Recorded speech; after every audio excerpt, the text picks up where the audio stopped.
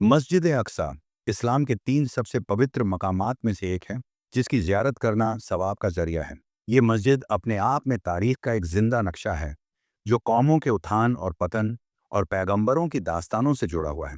मस्जिद अक्सा मुसलमानों के लिए किबला अव्वल रही है, जिसकी ओर हमारे प्यारे नबी हुजूर सल्लल्लाहु अलैहि वसल्लम और आपके असहाब ने तकरीबन 1.5 साल तक नमाज पढ़ी। इस तरह उन्होंने दुनिया को बता दिया कि इस्लाम कोई नया मजहब नहीं, बल्कि हज़रत इब्राहीम के दीन की ही एक शानदार तस्वीर है, जो हज़रत मूसा और हज़रत ईसा अलैहिस्सलाम की तालीम को ज़िंदगी देता है और असल तौरीत विंजील के पैगाम को फिर से रोशन करता है।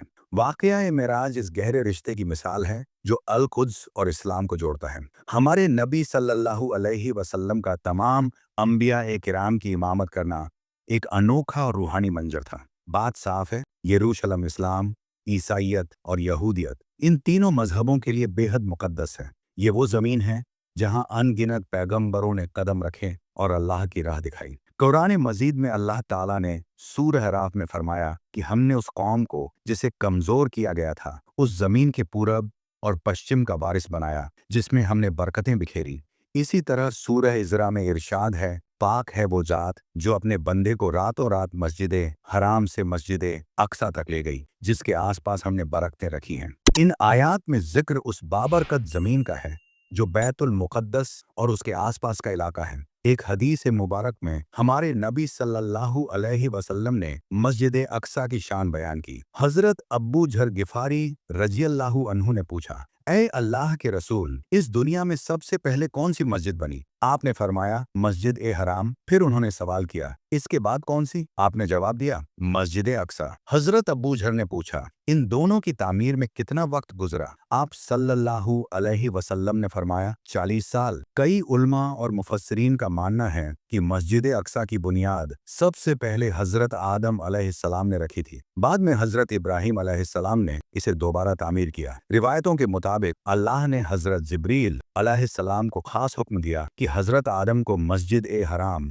और मस्जिद अक्सा की तामीर का जिम्मा सौंपे। इब्ने हश्शाम की तारीख बताती है कि जब बनी इज़राइल ने फ़लस्तीन में अपनी सल्तनत कायम की, तो हजरत दाऊद अलैहिस्सलाम ने बैतुल मुक़द्दस की बुनियाद दोबारा रखी। फिर उनके फर्जंद और जानशीन हजरत सुलेमान अलैहिस्सलाम ने मस्जिद अक्सा को पूरी तरह तामीर किया। बात यूं है कि अहादीस और तारीखी रिवायतें बताती हैं कि बैतुल मुक़द्दस को कई दौर और मरहलों में बार बार बनाया गया। कई पैगंबरों ने इसकी तस्दीद की। हजरत सुलेमान अलैहिस्सलाम के ज़माने में इसकी तामीर अपने पूरे शबाब पर थी, और ये बात न सिर्फ इस्लामी बल्कि इज़राइली रिवायतों से भी साबित होती है। हजरत सुलेमान अलैहिस्सलाम अल्लाह के महान पैगंबर थे, जिनकी हुकूमत पूरब से पश्चिम तक फैली थी। इंसान, चरिंद परिंद, जानवर और जिन्नात सब उनके ताबे थे। अल्लाह ने जिन्नात को उनके हुक्म में दे दिया था, जो बड़े बड़े कारनामे अंजाम देते। लिहाजा मस्जिद अक्सा की तामीर में हजरत सुलेमान ने जिन्नात को भी काम पर लगाया। ये तामीर उनके बादशाह बनने के बाद शुरू हुई और तकरीबन 40 साल में मुकम्मल हुई। तामीर के मकाम पर हजरत सुलेमान ने एक शीशे का खास हुजरा बनवाया, जहां वो इबादत में मशगूल रहते। वो अपने असा के सहारे खड़े होकर अल्लाह की बारगाह में हाजिरी देते। ये इबादत इतनी लंबी होती